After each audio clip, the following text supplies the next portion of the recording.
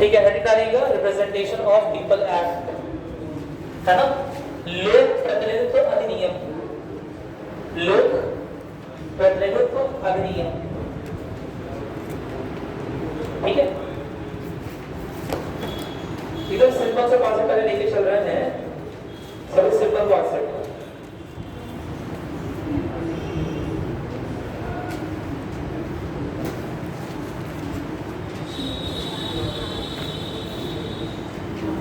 Election के बारे में, चुनाव निर्वाचन के बारे में कौन से भाग में लिखा हुआ है, कौन से आर्टिकल में लिखा हुआ है, कहां से कहां तक के आर्टिकल में? 324 से 329। ठीक है, भाग 15 लिखेगा। भारत में चुनावी प्रक्रिया, चुनावी प्रक्रिया के संचालन से संबंधित, के संचालन से संबंधित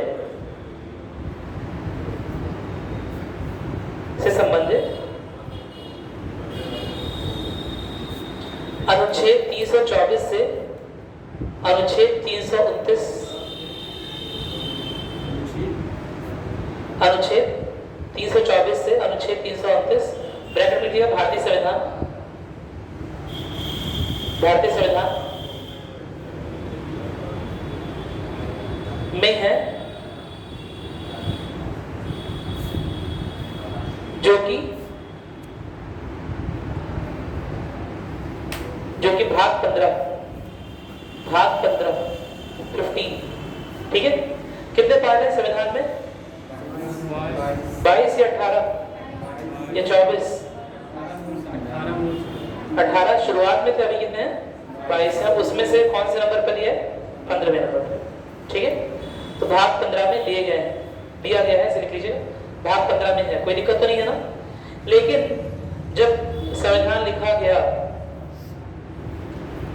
तो उसका मूल उद्देश्य बता चुका हूं आप लोगों को, कहीं ना कहीं राज्य और केंद्र में शक्तियों के बंटवारा, इसके अलावा संवैधानिक अधिकारों का संरक्षण, इसके अलावा राज्य के नीति निर्देशकत्व, इस तरह की चीजों पर ज्यादा जोर था। संविधान लिखा गया ताकि सरकार के विभिन्न विभागों या सरकार के जो विभिन्न जो सिस्टम ढांचा बना हुआ है काम करने का, उन्हें अलग अलग प्रकार की शक्तियां प्रदान की जा सके और उनकी शक्तियों की निश्चित व्याख्या की जा सके कि किसकी शक्ति क्या है। कोई दिक्कत तो नहीं है ना। तो इन सब वजहों से संविधान लिखा गया। चुनावी प्रक्रिया भी हालांकि लिखी गई, लेकिन चुनावी प्रक्रिया में बहुत बड़ी प्रक्रिया होती है चुनाव की। ठीक है, बहुत सारी चीजें होती हैं। तो अनुच्छेद 324 से 329 लिखने के बावजूद, अनुच्छेद 324 से 329 यानी कि 5 अनुच्छेद लिखने के बावजूद यह देखा गया कि बहुत सारी चीजें अभी क्या है, छूट गई हैं। कई सारी दिक्कतें, है ना, कई सारी ऐसी बातें हैं जो कि संविधान में प्रॉपर रूप से समझाई नहीं गई है, लिखी नहीं गई है। उसके लिए जो सबसे पहला अधिनियम, सबसे पहले ये बात जो है 1949 में ही, 1950 में ही नोटिस हो गई। ठीक है, सन 1949 में ही यह बात नोटिस कर ली गई कि कुछ और भी लिखना पड़ेगा चुनावी प्रक्रियाओं के लिए, क्योंकि चुनावी प्रक्रिया जिस हिसाब से जितने व्यापक तौर पे चुनाव होते हैं, परिसीमन आयोग होता है ना, और कितना पैसा एमएलए, कितना पैसा एमएलसी या एमपी खर्च करेंगे, ये सब का निश्चित डेटा होता है। क्या मेरी बात क्लियर है? कौन कौन पार्टिसिपेट करेगा चुनाव की, कौन कौन उम्मीदवारी अपनी पेश कर सकता है चुनाव के लिए, यानी योग्यता, न्यूनतम अर्हताएं और योग्यताएं, वो सब लिखित होगी। तो उन सब चीजों के बारे में हमारे संविधान में नहीं लिखा गया था शुरुआत में। क्या मेरी बात क्लियर है? कोई दिक्कत तो नहीं है ना। तो अनुच्छेद 327 को ध्यान में रखकर, अनुच्छेद 327 को ध्यान में रखकर रिप्रेजेंटेशन ऑफ पीपल एक्ट यानी कि लोक प्रतिनिधित्व अधिनियम को लाया गया। सबसे पहली बात 1950 में लिखेगा, लोक प्रतिनिधित्व अधिनियम 1950। सबसे पहले 1950 में, उसके बाद इंप्रूव करके दोबारा से 1951। तो लिखिएगा लोक प्रतिनिधित्व अधिनियम 1950 और 1951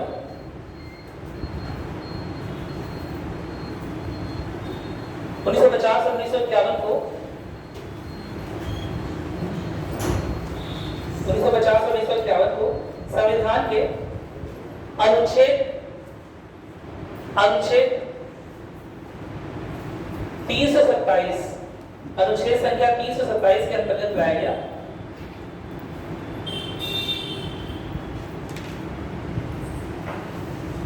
और सरकार ने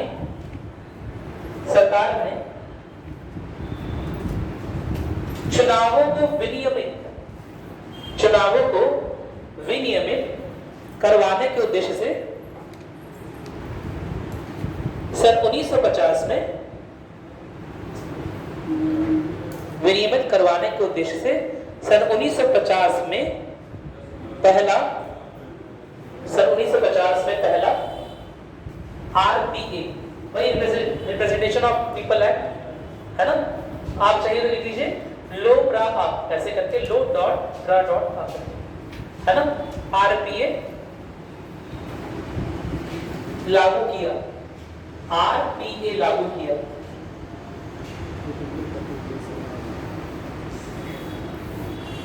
जिसमें निम्न प्रावधान है। अभी हम 1951 के प्रावधान के बारे में बात करेंगे। सबसे पहले देख लेते हैं कि उसके पहले भी जो चेंजेस, जो अधिनियम लाए गए थे, जो संविधान में संशोधन किया गया था, उसमें कौन कौन से प्रावधान जोड़ दिए गए थे। तो इससे क्लियर हो जाएगा कि 1950 के अधिनियम में क्या क्या प्रावधान छूट गए थे, जिन्हें दोबारा से 1951 के अधिनियम में जोड़ा गया। क्या मेरी बात क्लियर है? तो निम्न प्रावधान लिखे गए थे। समझ आ गया? कोई दिक्कत तो नहीं है ना? नोट करिएगा। पहला प्रावधान इसका लिखिएगा, प्रत्यक्ष चुनाव के माध्यम से लोकसभा और राज्यसभा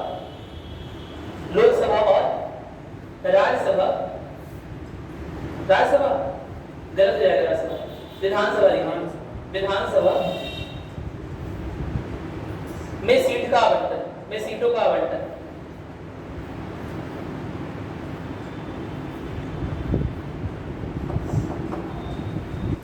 ठीक है। पहला प्रावधान ये है कि सीटों का आवंटन कितना होगा, किस एरिया से कितने एमपी आने वगैरह वगैरह, कितने एमएलए चुने जाने किस एरिया से, है ना।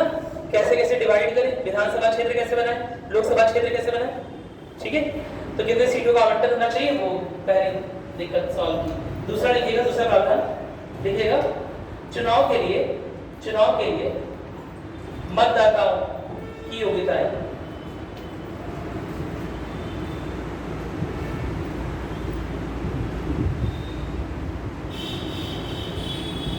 क्या योग्यता होती है चुनाव के लिए मतदाता? भारत का नागरिक हो, बस 18 वर्ष से ऊपर। 18 वर्ष वाला प्रावधान कब जोड़ा गया है? शुरुआत से या बाद में जोड़ा गया? उसके पहले 21 साल के नागरिक को चुनाव का अधिकार था। और बस यही तो भारत का नागरिक 21 साल का हो तो उसे चुनाव का अधिकार मिल गया। हाँ, अगर कोई अपराधी, लेट सपोज दाऊद अब्राहम, भारत का नागरिक, क्या उसे चुनाव का अधिकार है, मतदान का? हाँ,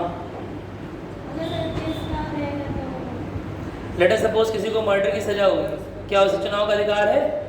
अगर सजा नहीं हुई है सब तो लड़ सकता है, अगर सजा हो गई है तब कहाँ पढ़ा है? लॉजिक से लग रहा है। हाँ, अगर दिवालिया है तो नहीं है? दिवालिया तो सर वो जो जमा करनी पड़ती है धनराशि। अरे मतदाताओं की बात कर रहा हूँ भाई। मतदाता तो सर हो सकते हैं, लेकिन जो सर मतदाताओं की बात कर रहा हूँ मैं, अभी उम्मीदवारों की बात नहीं कर रहा हूँ। उम्मीदवारों की योग्यताएं तो 1951 में आएंगी। दिवालिया मतलब सर पागल वगैरह ना? नहीं, दिवालिया नहीं कि बैंकिंग, आर्थिक रूप से दिवालिया, कोई पैसा बाकी नहीं, कोई पैसा नहीं है उसके पास। तब वोट दे सकता है पक्का? अपराधी से वोट करवा दे सब? नहीं सर, अपराधी नहीं सर। हाँ। जो सर जेल वगैरह में सजा काट रहे होते हैं अच्छा, जो पागल होते हैं वो नहीं देते सर। हाँ, पागल नहीं सकते पक्का? नहीं सर, नहीं। जो मेंटली मानसिक रूप से अस्वस्थ है दे सकता है नहीं सकता? नहीं सर। नहीं? नहीं। कहाँ पढ़ा है सब तुम लोगों ने? हाँ, कैसे पता चला कि मानसिक रूप से अस्वस्थ आदमी नहीं दे सकता शव? NCERT से पढ़े थे, याद नहीं आ रहा है। मानसिक रूप से अस्वस्थ चुनाव में भाग नहीं सकता? दे सकता है पक्का? नहीं दे सकता? यही नहीं पता, जो यही नहीं पता मतदाता कौन कौन बन सकता है? मानसिक रूप से अस्वस्थ वाले बाहर तो तुम सब बाहर हो जाओगे, आधे 60% 70% बाहर मानसिक रूप से अस्वस्थ। बहुत ज़्यादा दिक्कत है। आप मतदाताओं का वो योग्यता पढ़ के आओगे, ठीक है? आपका लास्ट होमवर्क है, आप देख लोगे मतदाताओं के क्या जो मानसिक रूप से अस्वस्थ हैं, दिवालिया है, आपराधिक प्रवृत्ति के हैं, जिन्हें टेररिस्ट घोषित कर दिया गया। तुम टेररिस्ट हो, लेट अस सपोज, तो क्या तुम चुनाव में भाग ले सकते हो? नहीं सर, नहीं। नहीं पक्का? टेररिस्ट नहीं सर। अरे सोच के बोलो। हाँ, हाँ, अपराधी को दे सकते हैं टेररिस्ट को? जो और जिस पर अपराध प्रूव हो गया हो कि टेररिस्ट या देश विरोधी गतिविधियों में इन्वॉल्व है ना, नहीं दे सकते हो? जो सर सजा काट अरे पढ़ लो एक बार मतदाताओं, तो यही पता मतदाता कौन हो सकता है? बस 21 साल के हम मतदाता अब तो 18 साल हो गए, तो 18 साल के हम मतदाता कर रहे हैं बस। जो सर सजा काट रहे होते हैं वो भी नहीं देते सर। चलो नोट करोगे, ठीक है? यही सब डाउट उस समय के लोगों के मन में थे, चार्ज भी के लोगों के मन में बने हुए हैं। इस सब के लिए क्या आएगा? रिप्रेजेंटेशन ऑफ पीपल एक्ट 1950, यानी कि जन प्रतिनिधित्व या लोक प्रतिनिधित्व अधिनियम 1950, जिससे क्या होगा बाद में 1950 वाला कि मतदाताओं की क्या योग्यता होनी चाहिए। ठीक है, चलो आगे बढ़ रहे हैं, ज्यादा इस पर टाइम नहीं देंगे क्योंकि एग्जाम के पॉइंट ऑफ व्यू से बहुत इंपॉर्टेंट नहीं है, लेकिन फिर भी आपको जानना चाहिए, इसलिए पूछ रहा हूँ। लिखोगे अगला लोकसभा, अगला प्रावधान की लोकसभा विधानसभा 1950 वाले थे अभी, ताकि हम इसे 50 करा और 1951 से, ठीक है? लोकसभा विधानसभा दोनों चुनावों के लिए निर्वाचन क्षेत्रों का परिसीमन समझते हो? सीमा रेखा बांधना कि यहाँ से यहाँ तक लोकसभा क्षेत्र है, यहाँ से यहाँ विधानसभा क्षेत्र है, कोई दिक्कत नहीं है ना? ठीक है, परिसीमन। और निर्वाचन क्षेत्रों के लिए सीमा परिसीमन आयोग, इंग्लिश में बोलते हैं डिलिमिटेशन कमीशन। इंग्लिश वाला भी नोट कर लिया करो, क्योंकि कब सीमा परिसीमन आयोग, इंग्लिश में बोलते हैं डिलिमिटेशन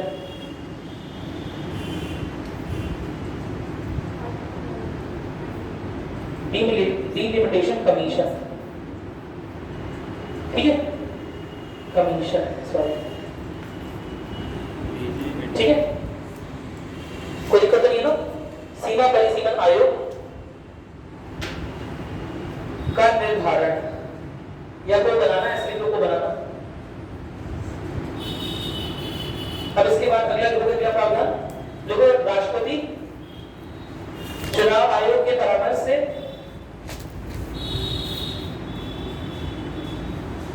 निर्वाचन क्षेत्रों में परिवर्तन कर सकता है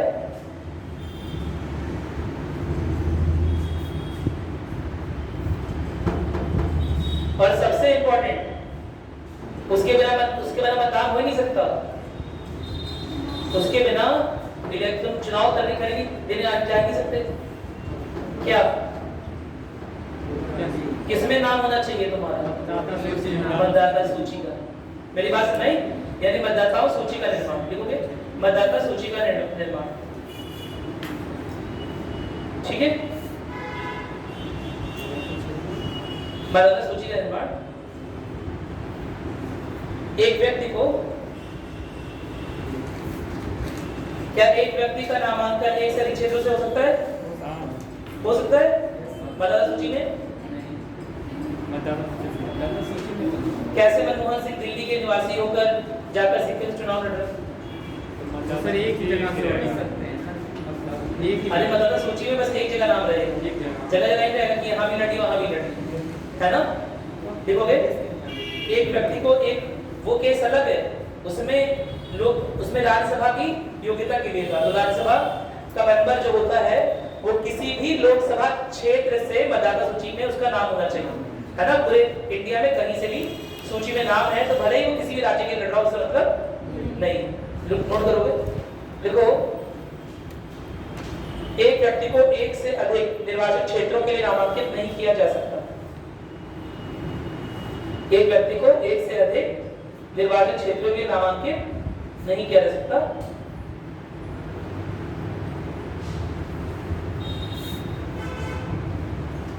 क्या कोई बाहर का व्यापारी यहाँ के चुनाव में भाग ले सकता है? नहीं। कौन भाग ले सकता है? भारतीय नागरिक, है ना? केवल निवासी नहीं, भारतीय नागरिक। तो नोट करोगे, लिखो मतदान का अधिकार, मतदान का अधिकार ये सब इसी प्रावधान में, ठीक है, 1950 में मतदान का अधिकार केवल भारतीय नागरिकों को।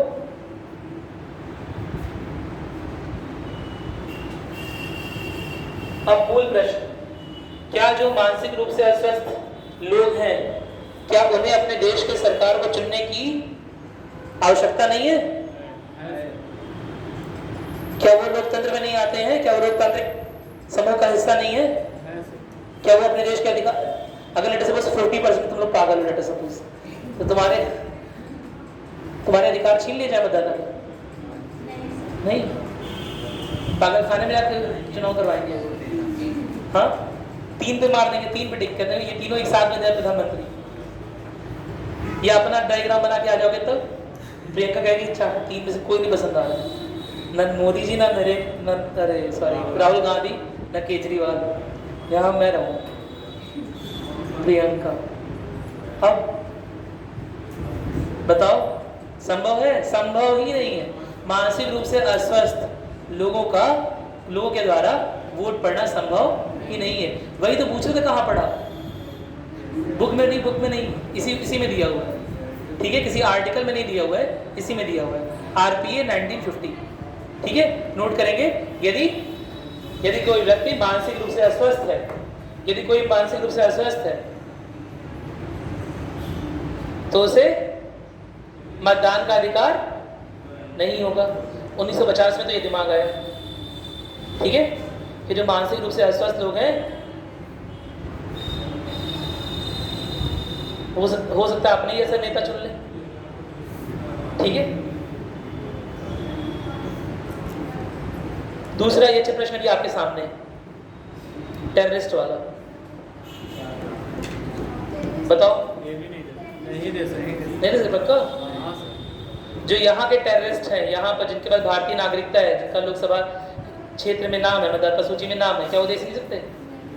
क्या जो अपराधी प्रवृत्ति के हैं, जिन्होंने 50 लोगों को मार डाला, दे सकते? नहीं दे सकते? सजा नहीं हुई हो तो दे सकते, अपने सजा साबित ना हुई हो तो दे सकते। चुनाव लड़ते हैं सब, सजा साबित भी हो गई है, राम रहीम सजा साबित भी हुई है, बीसीओ बंगाल मिले गुफा से। अब बताइए, चुनाव दे सकते हैं कि मतदाता की तरह हो सकते हैं कि नहीं हो सकते? नहीं सकते। अरे हो सकते हैं, 1950 में तो है ही। मेरी बात सुनने की नहीं है, अभी ये सब डिबेटेबल, ठीक है, लेकिन हो सकते हैं, कोई दिक्कत तो नहीं है। टेररिस्ट भी दे सकते हैं, बाहर के ना हो, यहाँ के हो। संजय दत्त पर कौन सा लगा था? अरे मैं कितना एग्जांपल दूंगा ना, तुम लोग कहोगे कि कितना एग्जांपल देते हैं। संजय दत्त पे क्या लगा था? पोटा या टाटा? टाटा। क्या होता है टाटा, नाम सुना है? कोई गतिविधि होती है जो, हाँ, जो टेररिस्ट एंड अलाइड जो एक्टिविटीज होती हैं उसे रोकने के लिए टाटा लगता है। प्रिवेंशन ऑफ टेररिस्ट या टेरर एक्टिविटीज एक्ट होता है पोटा, समझा क्या? जिसके ऊपर टाटा, पोटा या मीसा लग गया, मीसा समझते हो? इंटरनल सिक्योरिटी एक्ट, मीसा, जिसके ऊपर मीसा लग गया, टाटा लग गया, पोटा लग गया, उसे टेररिस्ट ही माना जाता है। क्या संजय दत्त चुनाव में नहीं थे? उनके पास AK-47 थी, जाते चुनाव में? एकदम जाते हैं। मेरी बात समझ कि नहीं आई? तो महज टेररिस्ट प्रूव होने से अगर आगे सुधार हो गया है, आपने अपनी सजा काट ली है, तो इसका मतलब ये नहीं कि आप हमेशा के लिए टेररिस्ट रहेंगे। क्या मेरी बात क्लियर है? उस समय भी दे सकते हैं, आगे भी दे सकते हैं। मतलब यही पूछने वाले थे कि उस समय दे सकते हैं, हाँ दे सकते हैं। लेकिन सर जो जिला कोर्ट वगैरह में जो बंद रहते हैं, बंदी को लोग कहाँ होते हैं? उनके लिए रहता है, अरे उनके लिए चल रहा है, बैलेट पेपर होता है उनका, सबसे पहले जाता है, अलग से आता है। सरकारी कर्मचारियों का अलग होता है, उनका अलग होता है। मेरी बात समझ में आई?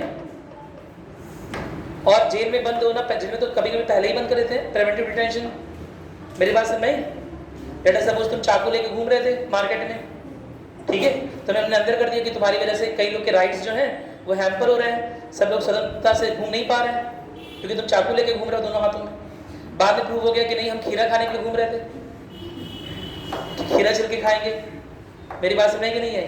लेट अस सपोज बाद में प्रूव हो जाए, तो फिर तुम्हारे अधिकार, लोकतांत्रिक अधिकारों का हनन नहीं हो जाएगा अगर तुमसे वोट डालने का, मतदाता का अधिकार छीन लिया जाएगा तो नुकसान हो जाएगा। क्या मेरी बात समझ में आ गई? चलिए नोट करेंगे। ये लास्ट प्रावधान था जो मैंने आपको लिखवाया इससे रिलेटेड, ठीक है? आपको समझ में आ गया कि 1950 में क्या लिखा गया था? कोई समस्या नहीं है ना? ठीक है। अब हेडिंग डालेंगे लोक प्रतिनिधित्व नियम, लोक प्रतिनिधित्व अधिनियम सन 1951।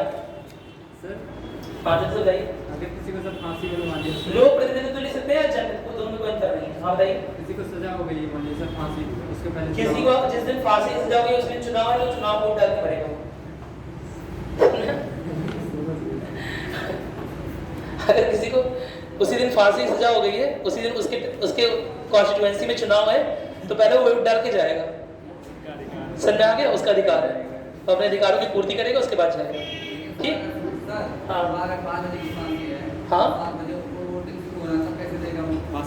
फांसी टाल सकते हैं अगर वो अधिकारों की बात करे, है ना, कि मैं चाहता हूँ अपने अंतिम अधिकार का, वो विशेष अधिकार का उपयोग करें, तो हाँ कर सकता है, टल सकता है। अगर इस तरह के मामले आगे टल सकता है, आगे बढ़ सकता है, 1-2 घंटा 2-3 घंटा, उसे सुबह ही करवा दिया जाएगा, उसे पहले ही करवा देंगे। दिन नहीं टल सकता, लेकिन उसे पहले ही करवा दिया जाएगा। हाँ नहीं, फांसी को टाल दिया जाएगा थोड़ी देर बाद के लिए। क्या कह रहे हो? नहीं, वो जेल में ही हो जाता है। जेल में ही, हाँ, बाहर होना जाएगा, जेल में ही। सर में आगे चलो आगे बढ़े। जी सर। अब ये सब आपने खामियां देख ली ना, कुछ खामियां देख ली। एक तो देख लिया इसमें कि इसमें विधानसभाओं के द्वारा परिसीमन आयोग तो दिया गया है, लेकिन अभी सीटों का आवंटन सही से नहीं किया गया है। मेरी बात सुनाई? किस राज्य से, किस क्षेत्र से कितनी सीट रहेंगी, वो किस तरह से बदलाव किया जा सकते हैं, क्योंकि राज्यों की सीमा क्षेत्र तो बदलते आएंगे आने वाले समय में। राज्यों की सीमा क्षेत्र बदलेंगे कि नहीं बदलेंगे? बदलेंगे। 14 स्टेट थे, आज के टाइम में कितने स्टेट हो गए? 28 हो गए, सीधे डबल हो गए, है ना? तो वो सब चीजें, वो सब जरूरतें देखते देखते हमने कुछ बदलाव किए। तो नोट करेंगे, जन प्रतिनिधित्व अधिनियम 1951 या लोक प्रतिनिधित्व अधिनियम 1951, या फिर किसी को बोलते हैं रिप्रेजेंटेशन ऑफ पीपल एक्ट 1951। क्या लिखा हुआ है? भारतीय संसद द्वारा संसद राज्य विधानसभाओं, राष्ट्रपति व उपराष्ट्रपति के चुनाव कराने के लिए कानूनी ढांचा प्रदान करने के लिए बनाया गया था, है ना? इसे किसने बनाया गया था? ताकि जो विभिन्न प्रकार के चुनाव हो रहे हैं, संसद का चुनाव, विधानसभा चुनाव, राष्ट्रपति चुनाव, उपराष्ट्रपति चुनाव, इसमें एक प्रभावी कानूनी ढांचा तैयार रहे। इसका उद्देश्य क्या था? स्वतंत्र और निष्पक्ष चुनाव। ये मेन उद्देश्य रहता है, स्वतंत्र और निष्पक्ष चुनाव सुनिश्चित कराना और चुनावी प्रक्रिया को विस्तार से नियंत्रित करना, यानी चुनावी प्रक्रिया हमारे कंट्रोल में रहे। ऐसा ना हो जाए कि गवर्नमेंट जिस चुनाव को करवा रही है वो चुनाव इम्पार्शियल ना रहे, भेदभावपूर्ण हो जाए। जी सर। क्या मेरी बात क्लियर है? पार्शियलिटी ना हो जाए, ठीक है? जब पहला चुनाव हुआ 1952, ये कहीं ना कहीं 1950 और 1951 के आए हुए प्रावधानों की जो क्या कह सकते हैं, सफलता को कहता है, दर्शाता है, क्योंकि जो हारे हुए कैंडिडेट्स थे वो भी यह मान रहे थे कि चुनाव कैसा हुआ है, निष्पक्ष और स्वतंत्र। कितनी बड़ी बात होती है। तुमने पेपर दिया, तुम फेल हो गए, मेरी बात सुनाई, कोई और आदमी पास हो गया, तुम्हारे बगल वाला बहुत अच्छा नंबर पाया, और तुम एकदम से बुरी तरह फेल हो गए, कुछ नहीं मिला, अंडा मिला, समझ आ गया? ठीक है? तो अब तुम एग्जाम में इल्जाम लगा दोगे, यही सर है, यही कॉपी चेक किए हैं, इन्हीं में कमी है, इन्होंने इसे बता दिया पहले से कि कौन कौन सा पेपर है। एक तो ये तरीका हो गया। दूसरा तरीका क्या है कि तुम मानोगे कि नहीं तुम्हारी गलती है ना, तुम्हें थोड़ा सा और बदलाव करने की जरूरत, ठीक है। तो निष्पक्ष और स्वतंत्र केवल हम ही नहीं बोल रहे हैं, केवल जीते हुए लोग नहीं बोल रहे हैं। कौन लोग बोल रहे हैं? हारे हुए लोग भी मान रहे हैं कि चुनाव इसके बाद निष्पक्ष और स्वतंत्र हुए हैं। क्या मेरी बात क्लियर है? 1952 का जो पहला चुनाव हुआ है इसके बाद देश में, जनरल इलेक्शन से बोलते हैं, लोकसभा चुनाव बोलते हैं, वो पूरी तरह से निष्पक्ष और स्वतंत्र हुआ है। और यह बात केवल जीते हुए प्रत्याशी नहीं बोल रहे हैं, इस बात को हारे हुए प्रत्याशी भी बोल रहे हैं, जो इस बात को वैलिडेट कर रहा है, कंफर्म कर रहा है। हारा हुआ आदमी भी यही बोल रहा है कि हाँ, भले ही हम हार गए लेकिन चुनाव कैसे हुए हैं? निष्पक्ष। क्या मेरी बात क्लियर हो गई? चलो देखोगे आगे। यह अधिनियम चुनाव से संबंधित, यह अधिनियम चुनाव से संबंधित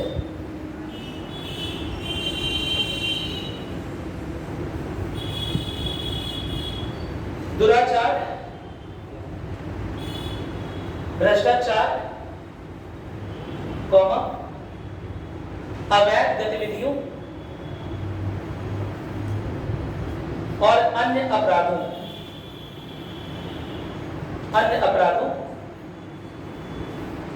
से भी निपटता है, यानी कि उसके निपटाना कैसे है उसके बारे में से बात की है।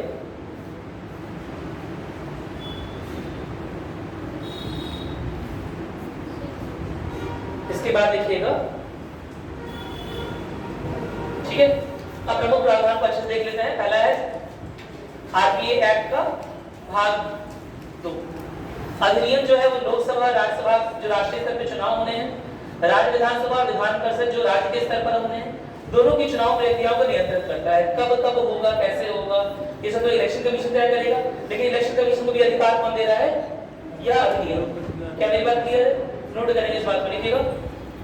सदस्यों का चुनाव, लिखिएगा सदस्यों का चुनाव, लिखिएगा। यह अधिनियम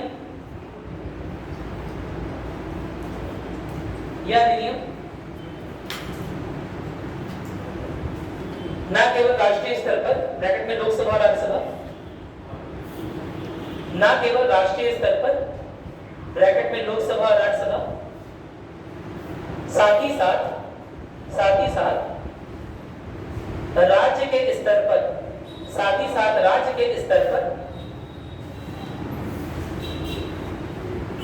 राज्य के स्तर पर, ब्रैकेट में विधानसभा, विधान परिषद,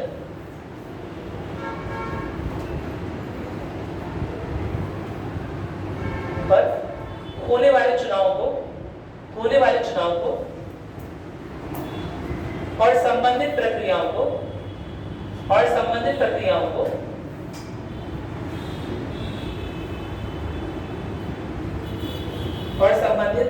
प्रक्रियाओं को नियंत्रित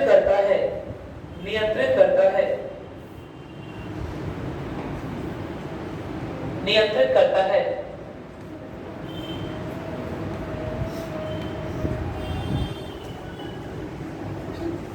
ठीक है, चलो कितना क्लियर हो गया? कोई दिक्कत तो नहीं है ना? ठीक। अब इसके लिए अगला देखिएगा, अगला पॉइंट बना के लिखिएगा, योग्यताएं किसमें दिया हुआ है? आरपीए एक्ट भाग 3 है ना, जन प्रतिनिधित्व अधिनियम के भाग 3 में देखिएगा, जन प्रतिनिधित्व अधिनियम आरपीए एक्ट के भाग 3 में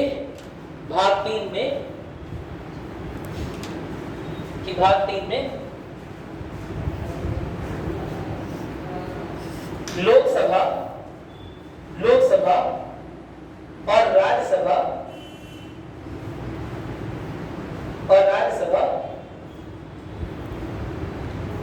के चुनाव लड़ने के लिए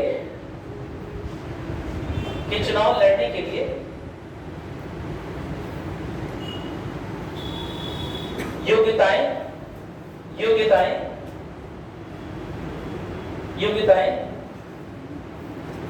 सुनिश्चित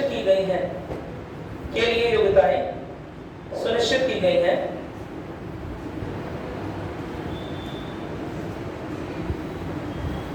और ऐसे उम्मीदवार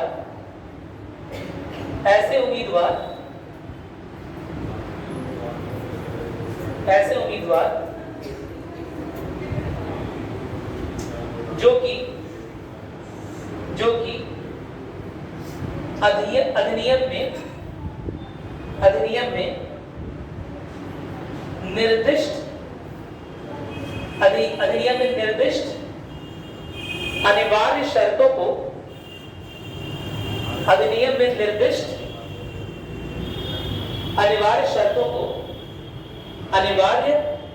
को पूरा नहीं करेंगे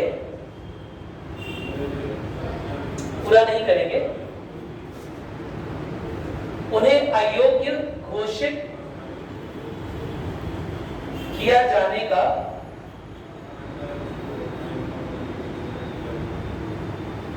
प्रावधान है। ठीक है, कोई दिक्कत नहीं है ना। अब है क्या कि कुछ ऐसे अपराध हैं, कुछ ऐसे अपराध की श्रेणी में आते हैं जिस अपराध में अगर आप पाए जाएंगे तो आपको चुनाव लड़ने से मना कर दिया जाएगा। कोई दिक्कत तो नहीं है ना। नोट करेंगे क्या क्या चीजें होती है, लिखिएगा। निम्नलिखित में से किसी अपराध में दोषी पाए जाने पर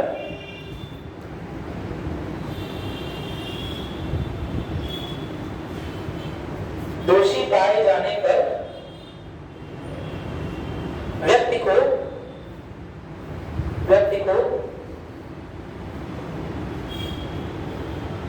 जेल से रिहाई के बाद 6 वर्षों तक के लिए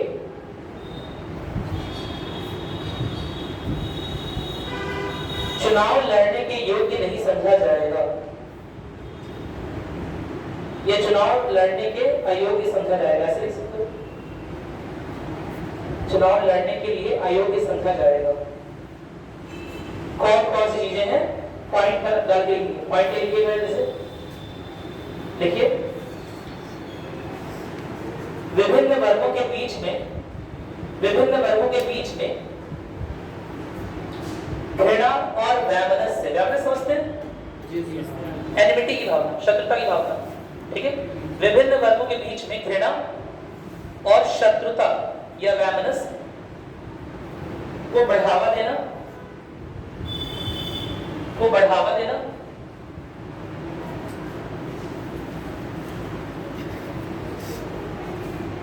दूसरा नोट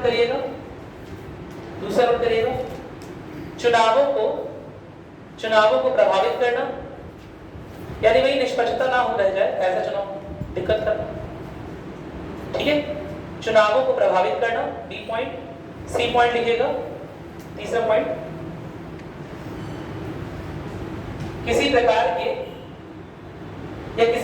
की रिश्वत समझते हैं क्या होता है? पहले से टारगेट रखा हुआ है। किसी प्रकार की रिश्वत लेना या लेते हुए पकड़े जाना। ठीक है, लेना से मतलब नहीं, लेते हुए पकड़े जाना इम्पोर्टेंट। ठीक है, किसी प्रकार की रिश्वत लेना। देखिए ये कौन सा पॉइंट है, सी या डी? सी पॉइंट का लिखिएगा। महिलाओं के विरुद्ध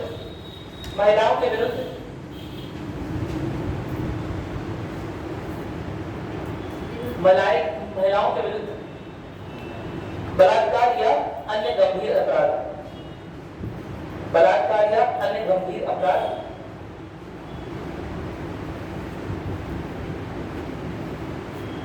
अगला पॉइंट लिखिएगा, गंभीर अपराध। ठीक है, सीरियस क्राइम। चलिए अगला लिखिएगा,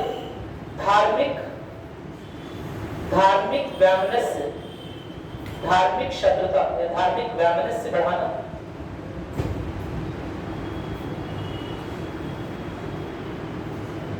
अगला पॉइंट लिखिए, धार्मिक वैमनस्य। लिख दूं मैं वैमनस्य? लिख लोगे ना? वैमनस्य बढ़ाना लिखा तो है वैसे, ये है तो देखिए, धार्मिक वैमनस्य बढ़ाना। चलिए आगे लिखोगे क्या होगा ना।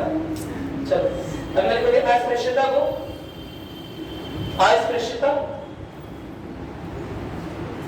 को अभ्यास करना या बढ़ाना।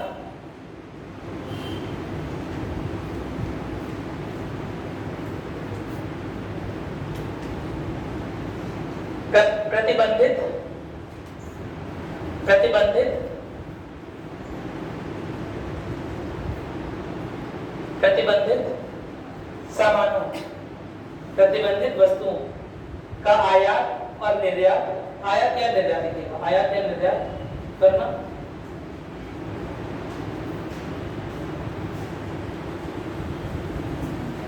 अवैध दवाओं, अवैध दवाओं के साथ साथ अन्य रसायनों को बेचना या उनका सेवन करना। अवैध दवाओं के साथ साथ अन्य रसायनों को बेचना या उनका सेवन करना। अब सबसे इंपॉर्टेंट आ गया, किसकी बात की थी अभी? आतंकवाद। ठीक है, अगर आतंकवादी गतिविधि प्रूव हो गई है तब आप नहीं करेंगे। 1951 के क्या अपनी बात की है? 1950 के बाद नहीं। लेकिन 1950 के बाद में क्या कोई अंतर है क्या? जब अगला इलेक्शन ही कब हुआ है? 1952 में हुआ। मेरी बात सुन में चलो नोट करोगे, देखोगे किसी भी रूप से आतंकवाद में संलिप्त होना,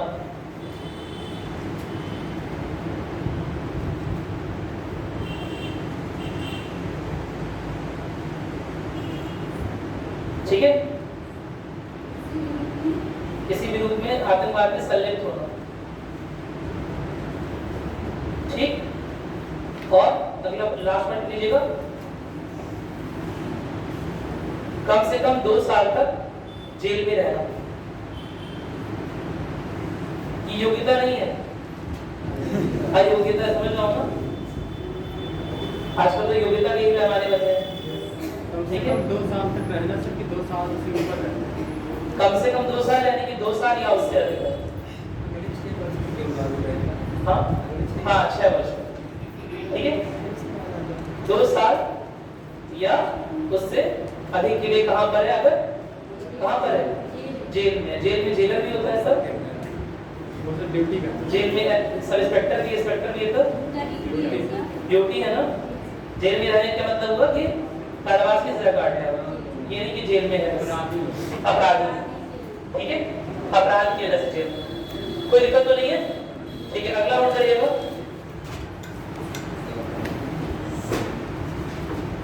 यदि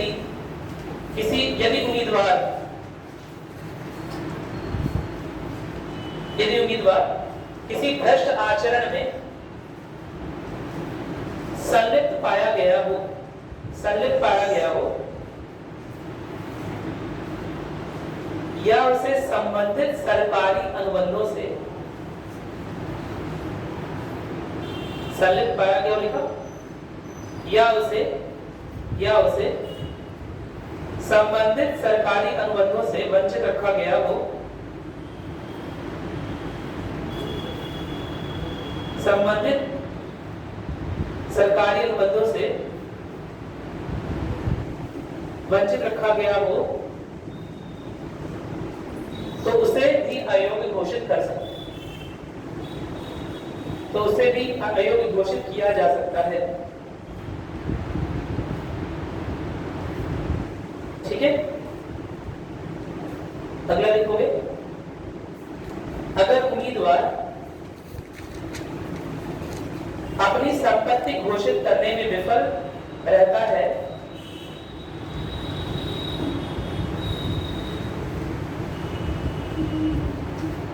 अपनी संपत्ति घोषित करने में असफल रहता है, तो उसे भी अयोग्य घोषित किया जा सकता है।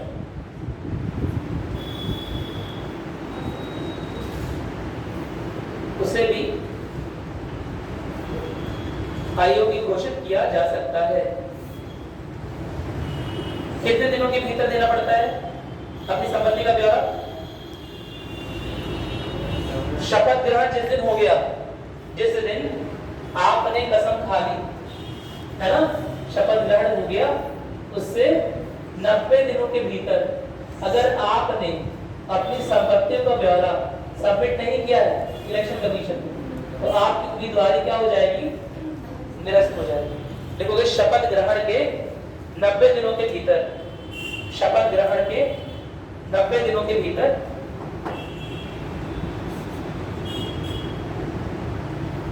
अपनी संपत्ति और देनदारियों की घोषणा करनी होगी।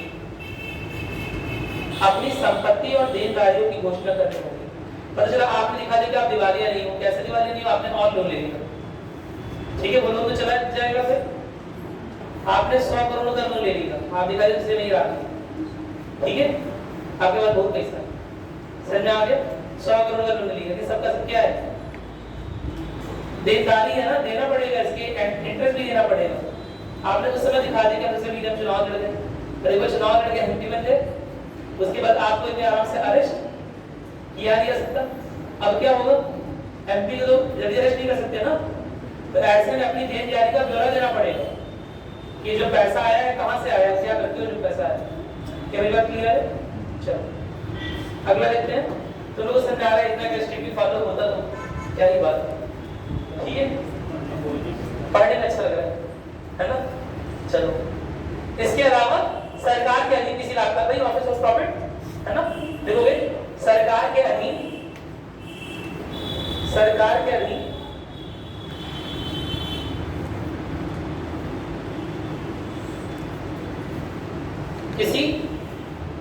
किसी लाभकारी पद पर होना।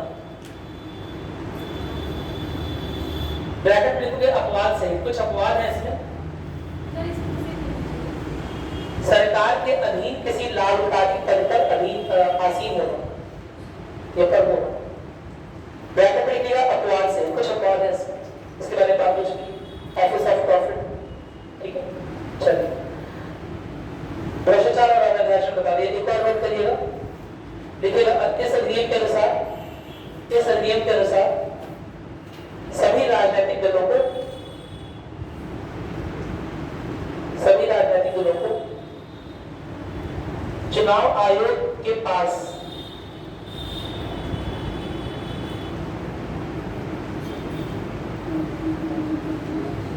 या चुनाव आयोग से, दलों को चुनाव आयोग से पंजीकरण करवाना पड़ेगा। पार्टी के नाम या पते में बदलाव की सूचना, पार्टी के नाम, दल बदल लिया आपने, है ना, दल का नाम बदल लिया या उसका पता बदल लिया, तो दिक्कत हो जाएगी इलेक्शन कमीशन को। तो दल के नाम और पते, दल के नाम या पते में बदलाव की सूचना, नोट करो, पार्टी के नाम या पते, दल के नाम या पते में बदलाव की सूचना आयोग को दी जानी चाहिए।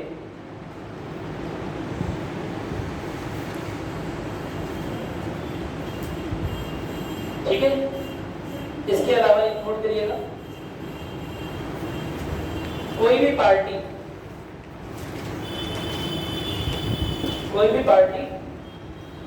अच्छा, ये स्पेशल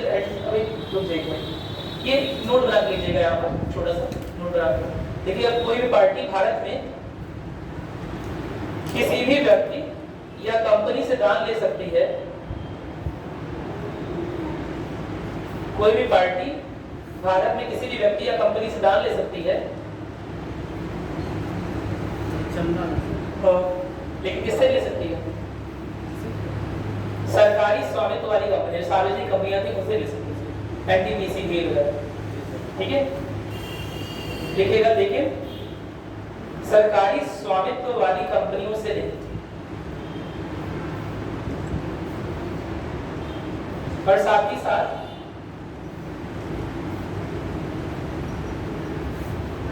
विदेशी संस्थानों से भी योगदान की अनुमति नहीं।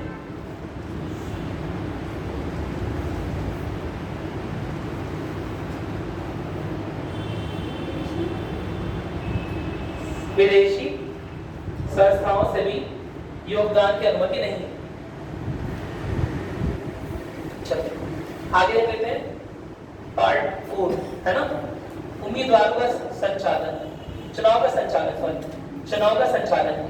थर्ड पॉइंट है, भाग 4 में दिया है आरपीए एक्ट में क्या लिखा हुआ है, उम्मीदवारों के नामांकन पत्रों की जांच, उम्मीदवारी वापस करना, मतदान प्रक्रिया से संबंधित नियमों को निर्धारित करता है भाग 4, है ना। यह रिटर्निंग अधिकारी और अन्य चुनाव अधिकारियों की भूमिका को परिभाषित करता है, यानी कि इलेक्शन कमीशन या चुनाव आयोग के जो भी अधिकारी रहेंगे उनकी क्या भूमिका रहेगी, उनके पास कौन सी शक्तियां रहेगी, यह सब इसमें दिया रहेगा।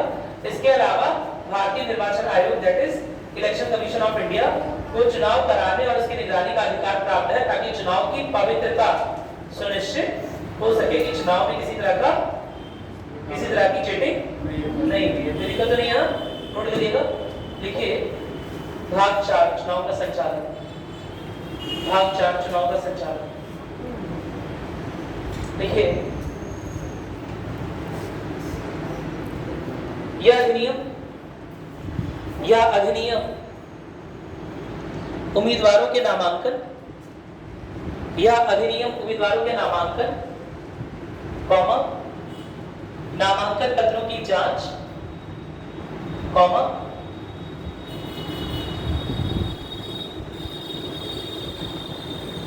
उम्मीदवारी वापस लेना,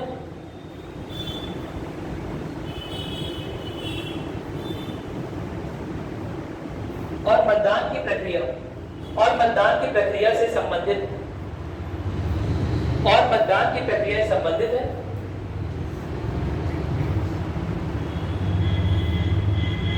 ठीक है, यह ना केवल चुनाव आयोग को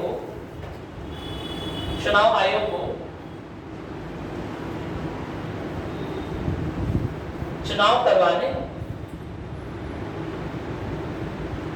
और उसकी निगरानी का अधिकार देने,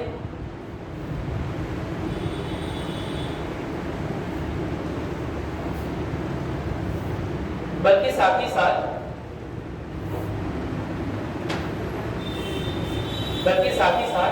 रिटर्निंग अधिकारी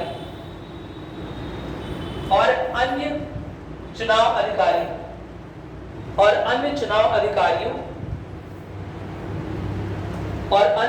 अधिकारियों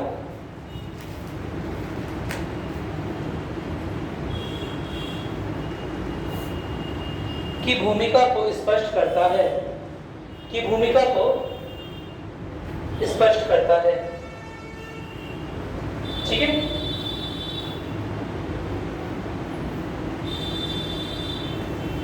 इसके बाद देखते हैं भाग 7 और 8, भ्रष्ट आचरण और चुनावी अपराध। भ्रष्ट आचरण बोल दिया हमने कि भ्रष्ट आचरण अपनाया गया, लेकिन कैसे प्रूव होगा, रिश्वत, अनुचित प्रभाव, व्यक्ति का प्रतिरूपण, आप कोई और बनते चले जा रहे हो, आप बोल रहे हो मैं ही मोदी जी हूं, मैं ही राहुल गांधी हूं, मेरे लिए वोट कर दो, तो व्यक्ति का प्रतिरूपण हो गया। चुनाव को प्रभावित करने के लिए झूठे बयान देना, झूठी बात बोल रहा है चुनाव को प्रभावित करने के लिए, आग लग गई या कुछ हिंसा हो गई, झूठे बात कर रहा है, अफवाह फैला रहा है। धर्म, जाति, समुदाय, भाषा के आधार पर व्यापने से घृणा करना शामिल है, यानी जो हमने लिखा था, है ना, वो इस पार्ट में लिखेगा। देखिए भाग 7 और 8 में, वहां क्योंकि सारी चीजें लिखवा दी ना, वहां एक साथ पकड़ के क्या क्या लिखवा दिया कि क्यों उम्मीदवारों का निरस्तीकरण हो सकता है, उम्मीदवारों की उम्मीदवारी कैसे सकती है, वो सारी चीजें एक साथ में लिखवाई थी इसलिए। ठीक है, देखिए भाग 7 और 8 में उम्मीदवारों के भ्रष्ट आचरण को स्पष्ट रूप से परिभाषित किया गया है,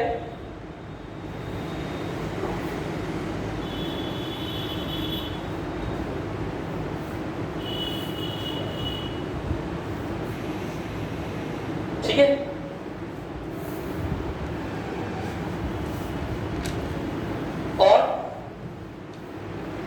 और ऐसा होने पर या ऐसा आचरण अपनाने पर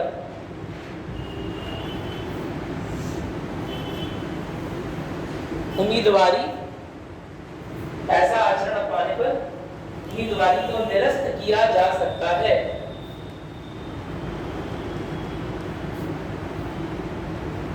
लिखवा दो सिर्फ, इसमें कुछ चीजें रिपीट हो रही है, लिखवा दो, लिखिएगा। किया जा सकता है। इसमें रिश्वत लेना, अपने प्रभाव का अनुचित उपयोग, रिश्वत लेना, अपने प्रभाव का अनुचित उपयोग, अपने प्रभाव का अनुचित उपयोग, कॉमा,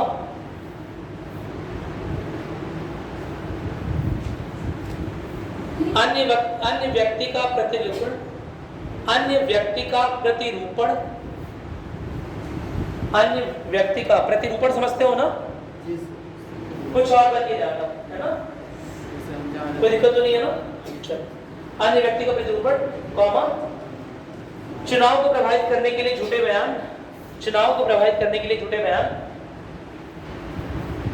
चुनाव को प्रभावित करने के लिए या करने वाले झूठे बयान,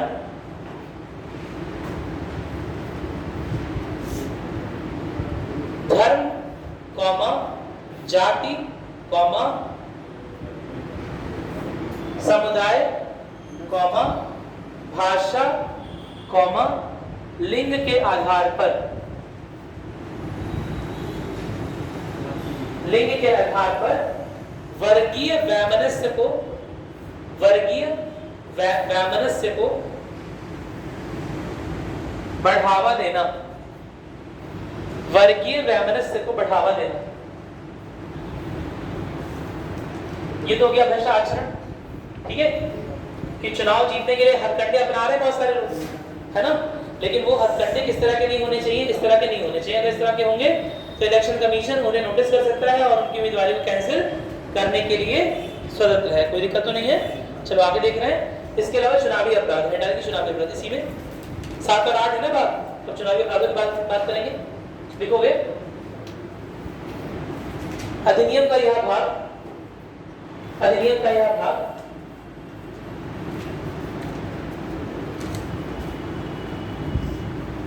चुनावी अपराधों को परिभाषित करता है। अधिनियम का यह भाग चुनावी अधिकारों को परिभाषित करता है, ठीक है। लिखोगे चुनाव से संबंधित दस्तावेजों के में झूठे बयान देना, चुनाव से संबंधित दस्तावेजों में झूठे बयान देना,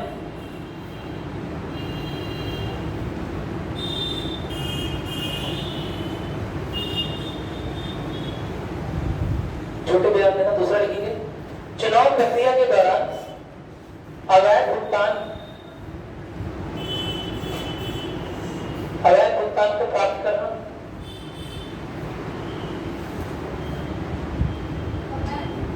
अवैध भुगतान को प्राप्त करना। अगला लिखेगा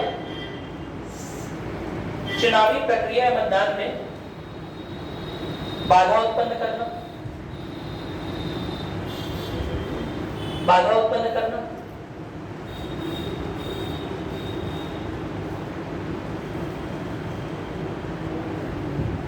एक और लिखिएगा प्रत्येक राजनीतिक दल को किसी भी व्यक्ति या कंपनी से प्राप्त 20,000 रुपए से अधिक, प्राप्त 20,000 रुपए से अधिक के दान की सूचना देनी पड़ेगी।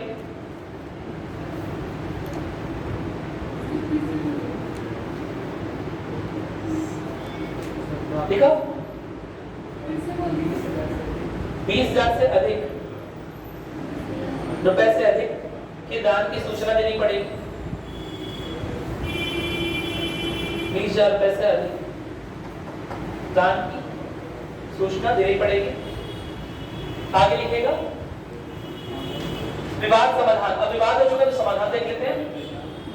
विवाद समाधान के लिए कहां पर है, उच्च न्यायालय और उच्चतम न्यायालय यानी सुप्रीम कोर्ट और हाई कोर्ट। लिखेगा भाग 6 विवाद समाधान।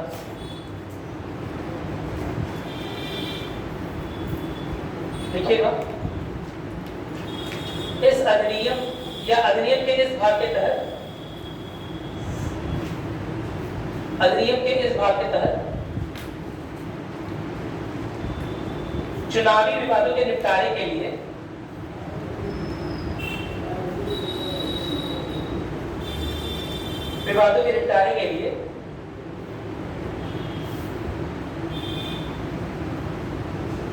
उच्च न्यायालय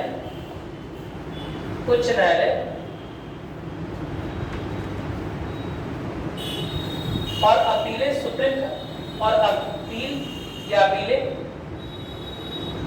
उच्चतम न्यायालय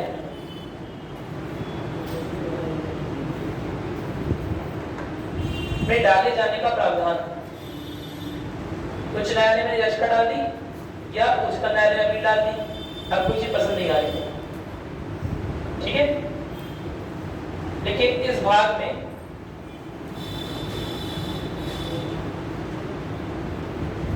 चुनाव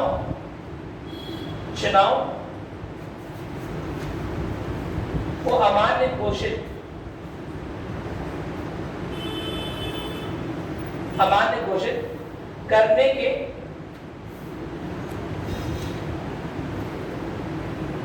करने की स्थितियों का प्रावधान दिया, या चुनाव को अमान्य घोषित कब किया जाएगा ऐसा प्रावधान दिया, ठीक है।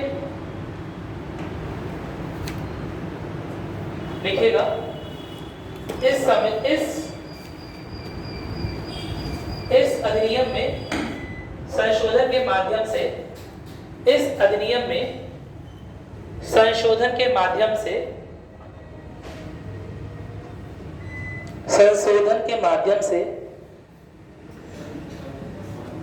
10वीं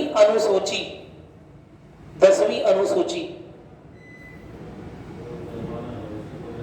को जोड़ा गया।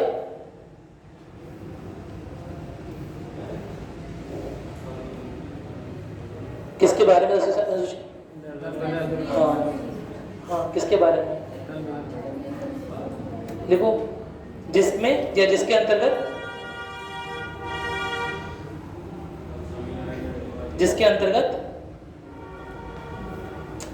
दल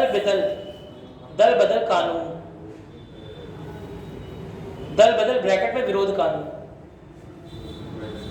दल बदल के विरोध में रहा ना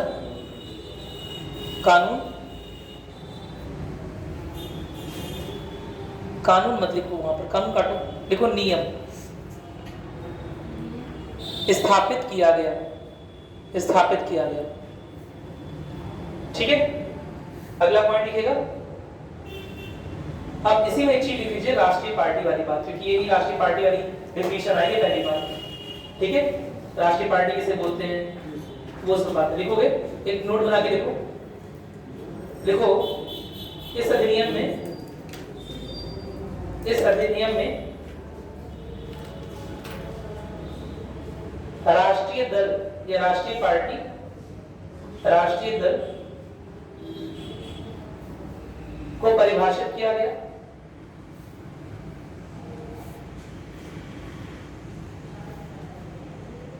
अब ये लिख लीजिएगा परिभाषित है। लिखिए एक पार्टी जो 4 से अधिक राज्यों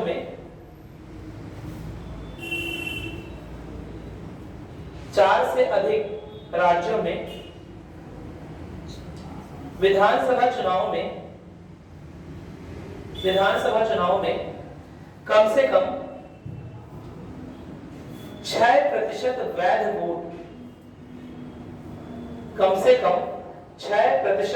वोट, अंडर लैंग्वेज का वैध वोट, सारे वोट नहीं, जो वैलिड पड़े, जो ऐसा नहीं कि हाँ इनवैलिड हो, समझ गए ना। अवैध ना अवैध कैसे होगा, फटा हुआ बनना है या 2 जगह साइन कर दिया, बीच में स्टैम्प लगाया, वो सब एक। तो 6% वैध वोट प्राप्त करती है, या कम से कम 3 राज्यों में लोकसभा के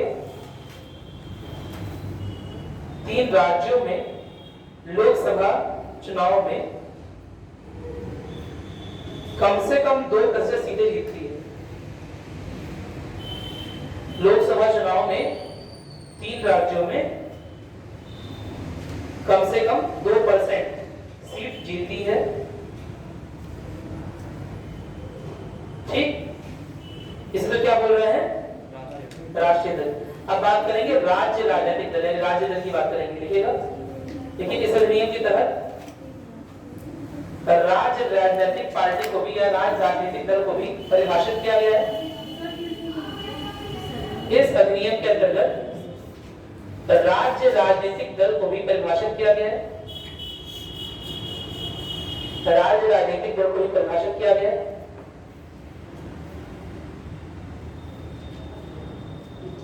राज्य राजनीतिक दल को भी परिभाषित किया गया है। देखिएगा, एक ऐसा दल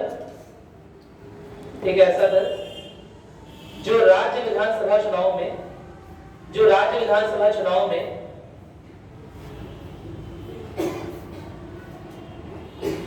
न्यूनतम 6% वोट प्राप्त करे,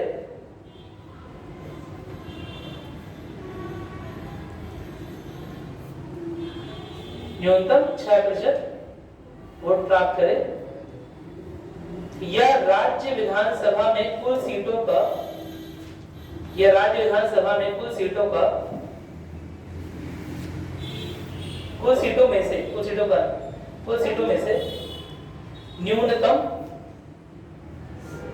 न्यूनतम 3% सीट जीते,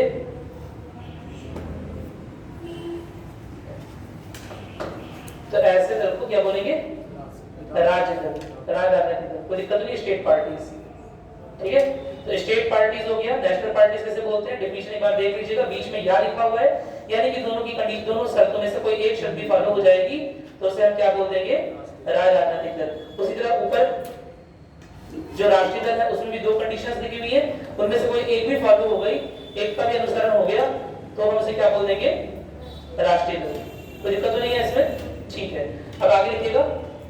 देखिए, इस प्रावधान की बात कर रहे हैं ना अभी, तो लिखिएगा इसमें, लिखिएगा लोकसभा चुनाव के लिए।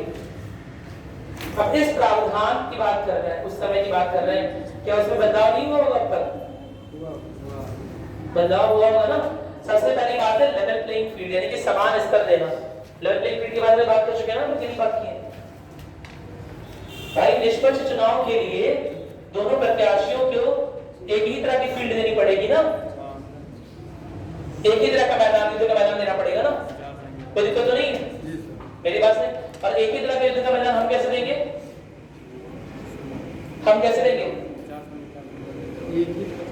इधर लगा है नोटों की गड्डी।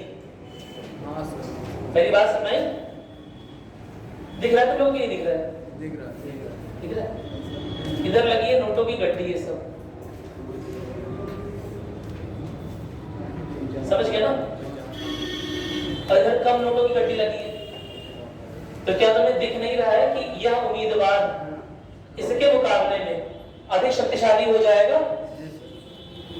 दिख रहा है ना? जिसके पास अधिक संसाधन रहेंगे व्यय करने के लिए, वह निश्चित रूप से दूसरे उम्मीदवार के विरुद्ध अधिक शक्तिशाली हो जाएगा। और जो अधिक शक्तिशाली हो गया, क्या वह समान फील्ड पर है? समान एक ही तरह का मैदान रहेगा उनके लिए? नहीं। समझ तो ना, लेवल प्लेइंग फील्ड समान सब तो मैदान से बोलते हैं, है ना? तुम बैटिंग कर रहे हो, मैं बॉलिंग कर रहा हूँ, लेट अस सपोज ये मैं बैटिंग कर रहा हूँ, तुम बॉलिंग कर रहे हो। तुम देखो इधर, यहां से बॉलिंग कर रहे हो, यहां से दिख रहा है, कहां से?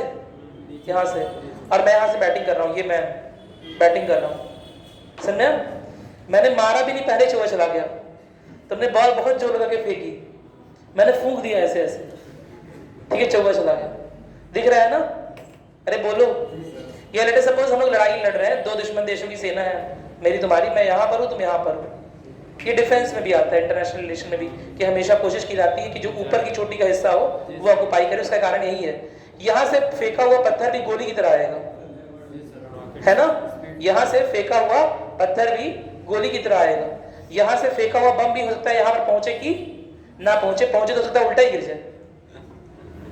मेरी बात समझ कि नहीं है? अरे बोलो, क्या मेरी बात क्लियर है? इसीलिए समतल मैदान जब तक नहीं रहेगा तब तक अनड्यू एडवांटेज, यानी कि जो क्या कह सकते हो कि एक विशेष प्रकार का जो फेवरेबल कंडीशन है वो दूसरी पार्टी के पास आ सकता है। क्या मेरी बात क्लियर है? कोई दिक्कत तो नहीं है? जो समतल मैदान रहता है तो सब लोग बराबर रहते हैं इसमें, है ना? जब मैदान असमतल हो गया तो सब लोग बराबर ही नहीं रहे, बराबर तो नहीं है। कोई एक के जीतने के चांस बढ़ जाएंगे, एक के हारने के चांस बढ़ जाएंगे। मेरी बात समझ? ठीक उसी तरह से अगर संसाधनों को सीमित नहीं किया जाएगा जो कि चुनाव में खर्च किए जाते हैं, यानी कि पार्टी ए का उम्मीदवार नोटों की गड्डी पे खड़ा है और पार्टी बी का उम्मीदवार के पास उतने सारे नोटों की गड्डी नहीं। क्या मेरी बात क्लियर है? कोई दिक्कत तो नहीं है? तो ऐसे इलेक्शन बोलेंगे स्क्यूड। क्यों? क्योंकि ये पहले से ही चुनाव हुआ नहीं है, लेकिन पहले से ये सशक्त बन गया। क्या मेरी बात क्लियर? इसके लिए चुनाव आयोग ने क्या किया? ठीक है, इसके लिए चुनाव आयोग ने क्या किया? इसके लिए चुनाव आयोग ने एक समतल भूमि तैयार कर दी। समतल भूमि तैयार करने का मतलब है तुम्हारे पास कितने भी रिसोर्स हैं, हमें क्या, तुम अंबानी हो या तुम कोई भी हो, हमसे क्या? हमने तो एक लिमिट पुट कर दी कि आप इतने ही रिसोर्स का, इतने ही संसाधनों का उपयोग अपने चुनाव में कर सकते हैं। एक लिमिट लगा दी लोकसभा चुनाव में 25,000 रुपये उस समय। आज के टाइम की बात नहीं करती। क्या मेरी बात क्लियर है? कि जो प्रत्याशी हैं अपने लोकसभा क्षेत्र में अपने चुनाव प्रचार प्रसार के लिए 25,000 रुपये का व्यय कर सकते हैं। कोई दिक्कत तो नहीं है ना? दोनों पे लगा दी, समान तरह के संसाधनों का उपयोग करके, समान तरह के संसाधनों का उपयोग करके आप अपना चुनाव लड़िए, तब पता चलेगा कि लोकप्रियता सच में किसकी ज्यादा है, किसकी कम। नहीं समझे बात? अरे बोलो, समझ में आ गया? तो अपनी ओर से, क्योंकि इंडिया में सब लोग बराबर है क्या? नहीं, बराबर नहीं है। एक रिक्शे वाला चुनाव लड़ रहा है, एक अंबानी चुनाव लड़ रहा है सपोज, तो इनके पास संसाधनों की कोई कमी नहीं है, इनके पास संसाधनों की कमी है, नुकसान हो जाएगा ना, दिक्कत हो जाएगी। अरे बोलिए, ठीक है?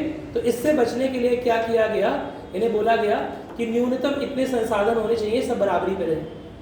आप इतने पैसे अगर आपके पास नहीं तो आप खर्च मत करिए, आप मत दीजिए, आपको तो जर्सी तो कहीं चुनाव लड़ो, वैसे बोल रहे हैं। मेरी बात समझ? यार पहले बैंक से लोन ले लिया चुनाव लड़ने के लिए, कितनी बेसिस चुनाव लड़ने की बात अलग, ठीक है? लेकिन इतने रिसोर्स से ऊपर आप खर्चा नहीं कर सकते। अगर आप पूरे कॉन्फिडेंस है कि मैं कुछ नहीं करूंगा, मुझे लोग ऐसे वोट दे देंगे, तो मत कर, एक भी पैसा मत खर्च करिए। क्या मेरी बात क्लियर है? तो एक भी पैसा नहीं खर्च करते, वो बात अलग है, लेकिन अधिकतम इतना ही पैसा, इतने ही संसाधनों का उपयोग आप एक उम्मीदवार की हैसियत से कर सकते हैं। ऐसा एक लिमिट फिक्स कर दीजिए। कोई दिक्कत तो नहीं है ना? अरे बोलिए, सर में आगे नोट करिए, नोट करिए, लिखिएगा, देखिएगा। लोकसभा चुनाव के लिए उम्मीदवारों को, लोकसभा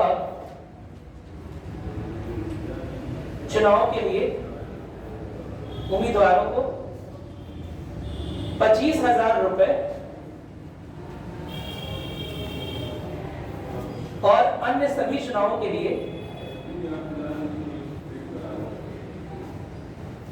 ये तो जमानत राशि की बात है, चलो अभी रुपए 25,000 रुपए और अन्य सभी चुनावों के लिए, अन्य सभी चुनावों के लिए 12,500 रुपए, 12,500 रुपए जमानत राशि जमा करानी होगी। जमानत राशि जमा करानी होगी। अनुसूचित जाति और अनुसूचित जनजाति के लिए, अनुसूचित जाति जनजाति के उम्मीदवारों को जमानत राशि में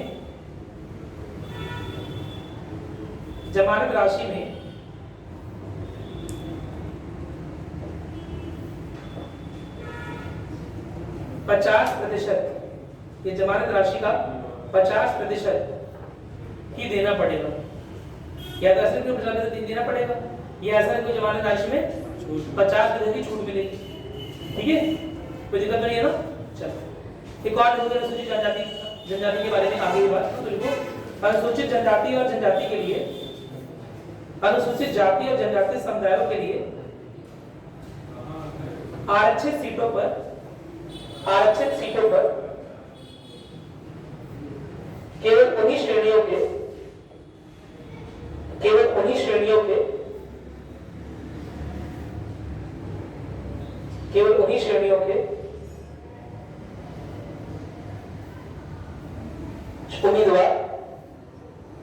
उम्मीदवार चुनाव लड़ सकते हैं।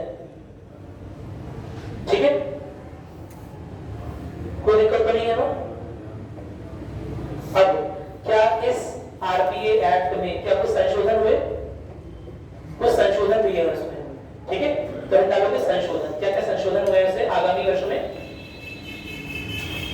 इसमें पहला संशोधन हुआ है 1966 में, देखोगे आरपीए एक्ट संशोधन या जनप्रतिनिधि अधिनियम संशोधन 1966।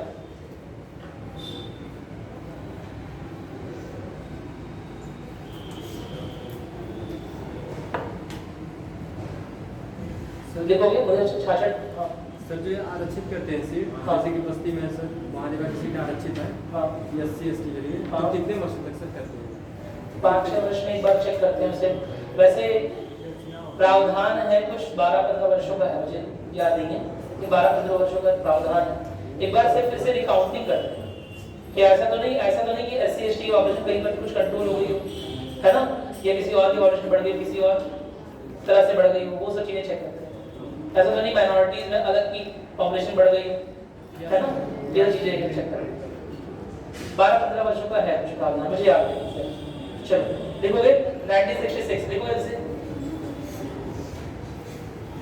देखो राष्ट्रपति और उपराष्ट्रपति संबंधित चुनाव की विभाग सुनवाई, राष्ट्रपति और उपराष्ट्रपति चुनावों से संबंधित सुनवाई सीधे भारत के सर्वोच्च न्यायालय द्वारा की जाती है। पहला संशोधन ये हो गया 1966 का। पहले ये था उच्च और उच्चतम दोनों न्यायालयों का अधिकार था, अब केवल और केवल किसे अधिकार दिया गया है? उच्चतम न्यायालय को। किसका? लेकिन राष्ट्रपति और उपराष्ट्रपति के चुनाव का अगर कुछ विवाद है, चलो ठीक है, अगर है ऐसा तो किसके पास जाएगा? सुप्रीम कोर्ट के पास जाएगा। कोई दिक्कत तो नहीं है ना? नोट करिए, सीधे सर्वोच्च न्यायालय के द्वारा की जाएगी। लिख दिया हमने। दूसरा संशोधन लिखिएगा, चुनाव न्यायाधिकरण। चुनाव न्यायाधिकरण पहले एक बॉडी होती थी, चुनाव न्यायाधिकरण, है ना, जो संबंधित चुनाव में अगर विवाद हो रहा है तो उनके पास जाते थे। अब वो भी खत्म कर दिया गया है। अब सारे के सारे चीजें जो है, जो भी परेशानियां हैं, वो या तो हाई कोर्ट या सुप्रीम कोर्ट सॉल्व करेगा। कोई दिक्कत तो नहीं है ना? पहले बीच में चुनाव न्यायाधिकरण भी थे 1966 के पहले। ठीक है, लिखेंगे चुनाव न्यायाधिकरण को समाप्त कर दिया गया और चुनाव याचिकाएं अब उच्च न्यायालय में स्थानांतरित कर दी गई। चुनाव न्यायाधिकरण को समाप्त कर दिया गया और चुनाव याचिकाएं अब उच्च न्यायालय में स्थानांतरित कर दी गई। ठीक है, अब लिखिएगा 1988 का संशोधन। ये तो 1966 का था, अब 1988 में भी एक हुआ है संशोधन, वो लिखिएगा। लिखिए 1988 का संशोधन। एक बार आरपीए एक्ट बन गया, फिर कई बार इसका संशोधन हुआ है। तो अभी हमने 1966 में देखा, अब 1988 में देख रहे हैं। 1988 में संशोधन हुआ था। बस एक ही पॉइंट इसमें लिखना है, जरूरी से लिखिएगा। लिखिए बूथ कैप्चरिंग को देखते हुए, बूथ कैप्चरिंग समझते हो ना? पूरा का पूरा बूथ ही कैप्चर कर लेते हैं, अपने अकॉर्डिंग वोट करवा लेते हैं। तो उस समस्या को देखते हुए ईवीएम मशीनों को लाने का प्रावधान किया गया था। हालांकि 1988 में चेंज हुआ है और पहला चुनाव ईवीएम से काफी आगे चलकर हुआ है, मेरी बात समझ, लेकिन प्रावधान में बदलाव हो गया था। देखिए बूथ कैप्चरिंग की समस्या को देखते हुए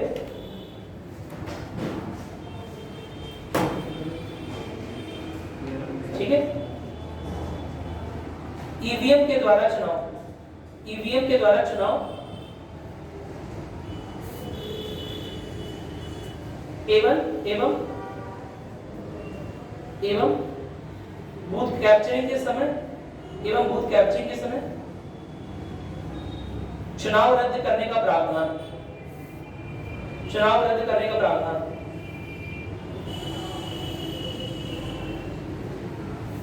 ठीक है। इसके बाद अगला संशोधन लिखिएगा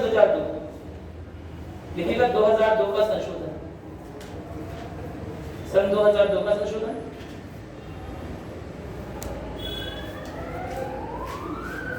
ठीक है। इसमें क्या है धारा 2 के संशोधन में कि जो उम्मीदवारों के पुराना इतिहास है, पुरानी हिस्ट्री, वो आप निकाल सकते हैं। ठीक है। इसमें एक अनुच्छेद जो एक धारा जोड़ दी गई, इसी आरटीए एक्ट में एक धारा जोड़ दी गई, धारा 33A, जिसके आधार पर आप उम्मीदवारों की पूर्व इतिहास की डिमांड कर सकते हैं कि पहले की क्या हिस्ट्री रही, पहले उन्होंने कैसा काम किया है, कहीं मर्डर कहीं कोई क्रिमिनल तो नहीं थे। ठीक है, नोट करिएगा। इस संशोधन में धारा 33A जोड़ी गई, जिसके बाद मतदाताओं को धारा 33A जोड़ी गई, जिसके बाद मतदाताओं को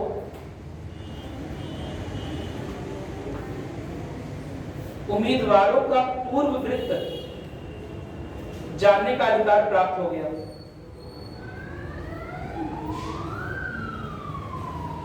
इसी संदर्भ में एक और पॉइंट लिखिएगा,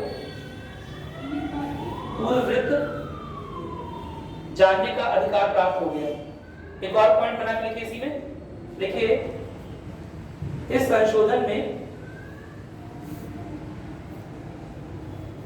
संशोधन के बाद उम्मीदवारों को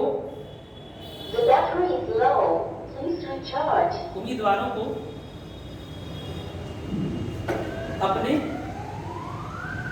द्वारा किए गए पूर्व अपराधों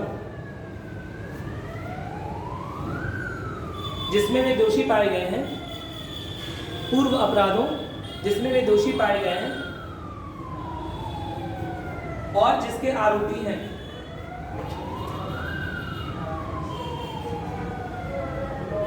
की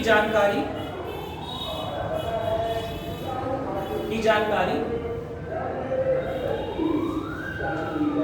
नामांकन पत्र में देनी पड़ेगी। साथ ही साथ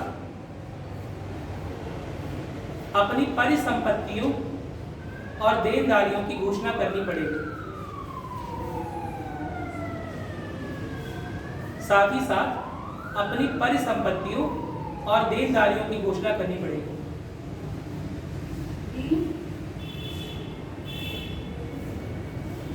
कोई दिक्कत तो नहीं है ना? अब ऐसे लोग जो एनआरआईज होते हैं वो वोट कर सकते हैं, जो नॉन रेसिडेंट इंडियन है, जो बाहर आके रह रहे हैं, कल्पना चावला कर रहे हैं, वोटिंग कर सकती है। एनआरआईज के पास नागरिकता है तो वोटिंग का अधिकार होना चाहिए। वो तो यहाँ की समस्याओं को नहीं जानते हैं। देश विकास करेगा या देश पीछे जाएगा, इससे उन्हें क्या फर्क पड़ेगा? वो तो बाहर रह रहे हैं। देश में सड़कें बनेंगी या देश में कुछ नहीं बनेगा, सब बस घंटा बन रहा है ना, घंटा बनेगा, इससे उन्हें कोई फर्क पड़ रहा है? हाँ जी, फर्क पड़ रहा है। नहीं, कैसे नहीं फर्क पड़ रहा है? कैसे नहीं फर्क पड़ रहा है? अरे देश की बेइज्जती उनकी बेइज्जती नहीं होगी कि तुम्हारा देश पिछड़ रहा है, तुम्हारे देश में ये हो रहा है। जगह जगह उन्हें, वो अपने देश के नागरिकों की हैसियत से वहाँ गया है ना, एनआरआईज है, उनकी पहचान है देश की नागरिकता। तो अगर देश में कुछ उल्टा सीधा होगा तो लोग उन्हें घृणा की दृष्टि से या हेयता की दृष्टि से नहीं देखेंगे। तुम देश में आग लगा दो, मेरी बात समझ की नहीं है क्या? तो सब रावण सबको जलाएंगे आज, ठीक है? सबके अंदर रावण छुपा हुआ है, ठीक है? देश में आग लगा दो, हिंसा का माहौल ले आओ। अब क्या इंटरनेशनल प्लेटफॉर्म पर क्या देश की बेइज्जती नहीं होगी? जो भाई बहन देश के बाहर रह रहे हैं उनकी बेइज्जती होगी ना। तो अब सोच के बताओ, क्या देश के चुनाव में उन्हें अधिकार होना चाहिए? क्यों होना चाहिए? चेंज वहां से कर देंगे, यहाँ पर हो जाएगा। होना चाहिए नहीं होना चाहिए? होना चाहिए। तो ये पहले नहीं था, 2020 के बाद आया कि जो अनिवासी भारतीय हैं वह भी चुनाव, हाँ, वो भी चुनाव प्रक्रिया में भाग ले सकते हैं। नोट करोगे? 2010 का संशोधन। वहीं से हाँ वहीं से उड़ देंगे। हाँ वही नहीं बटन दबाएं यहाँ अरे नहीं वहाँ से भी उठ सकते सीक्रेट बैलेट अब आ गए ठीक है। चलो नोट करोगे वहाँ के एम्बेसी में ले सकते हाँ देखोगे 2010 का विधेयक 2010 का संशोधन देखो यह अनिवासी भारतीयों को मतदान का अधिकार प्रदान करता है।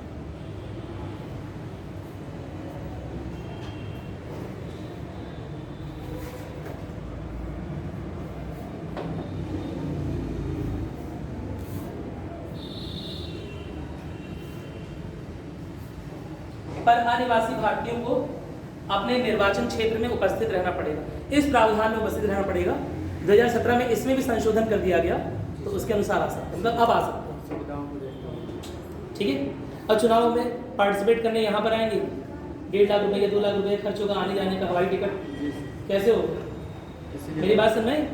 तो इसीलिए थोड़ा सुलभ बनाने के लिए कर दिया गया। 2010 के प्रावधान में था कि जो अनिवासी हैं उन्हें आना पड़ेगा अपने निर्वाचन क्षेत्र में, लेकिन 2017 में संशोधन दोबारा से किया गया। उसमें क्या किया गया वहीं से क्या कर सकते हैं चुनाव में भाग ले सकते हैं। और थोड़ा सा और दिमाग लगाएंगे क्या भारत का NRI जो यहाँ रह नहीं रहा है क्या MLA बन सकता है? क्या भारत का NRI जो यहाँ नहीं रह रहा है क्या MLA बन सकता है? नहीं सर नहीं बन सकता है? नहीं सर MP बन सकता है? नहीं सर MLC बन सकता है नहीं कि नहीं बन सकता है? अच्छा नॉमिनेटेड मेंबर बन सकता है नामांकित कुछ नहीं बन सकता। समझा? जो व्यक्ति यहाँ नहीं रह रहा है वो कोई चुनाव वो मतदान तो कर सकता है लेकिन उम्मीदवार के तौर पर भाग नहीं ले सकता। यह भी किसमें लिखा हुआ था 2010 के प्रावधान में। लिखोगे 2010 के प्रावधान में दूसरा पॉइंट आदिवासी भारतीयों को उम्मीदवारी का अधिकार नहीं है ठीक है। वहीं से बैठे बैठे चेंज करेगा वरना है ना। बस्ती की सारी सड़कें खोद दो यहाँ पर तुम लोग परेशान हो गए ठीक है। आज बस्ती की सारी नालियाँ बंद कर दो यहाँ बैठ के परेशान हो गए। मेरी बात सुनने की नहीं आई इसीलिए उसे अधिकार मैं मजाक की बात कर रहा हूँ लेकिन उसे अधिकार नहीं। क्या मेरी बात समझ में आ गई? कोई दिक्कत तो नहीं है ना और वोटिंग करने का अधिकार क्यों है? क्योंकि सर उसकी साथ जो जुड़ी रहती है क्योंकि उसकी साथ भारत के साथ से जुड़ी हुई है। और भले ही भारत से जो बाहर गया है क्या वो बेवकूफ़ी करने बाहर चला गया? बहुत सारे लोग इंजीनियर डॉक्टर बहुत सारे लोग पढ़े लिखे लोग जिनकी देश को जरूरत थी या देश के काम से ही बाहर गए। देश के काम से बहुत सारे राजदूत बाहर है कि नहीं? अरे बोलो क्या मेरी बात क्लियर है? एक था टाइगर में वो कौन है? सलमान खान। वो देश के काम से बेचारा पाकिस्तान में रह रहा है। मेरी बात समझ की नहीं है ठीक है। ये कहीं और रह रहे हैं। क्या ऐसे लोग चुनाव में पार्टिसिपेट नहीं कर सकते? अगर आइडेंटिफाई हो जा रहा है कि हमारे यहाँ के हैं तो पार्टिसिपेट कर सकते हैं। अगर छुप के एजेंट गए हुए हैं तो पार्टिसिपेट करेंगे तो पहचान में आ जाएंगे है ना कि इस देश के नागरिक हैं। क्या मेरी बात समझ में आ गई? कोई दिक्कत तो नहीं है? चलो ठीक है ये टॉपिक ओवर हो गया। इसमें सारे क्वेश्चंस मैंने आपको PDF में सेंड कर दिए कृपया करके आप देख लीजिएगा आपको काम आएंगे ठीक है। आपका टॉपिक मेरे कोर्स से एंड ठीक है। जो भी टॉपिक था लगभग सब एंड हो गया। आपको कुछ नहीं आएगा तो आप लोग का नंबर आपको खास मेरा नंबर आप उससे मैसेज करो।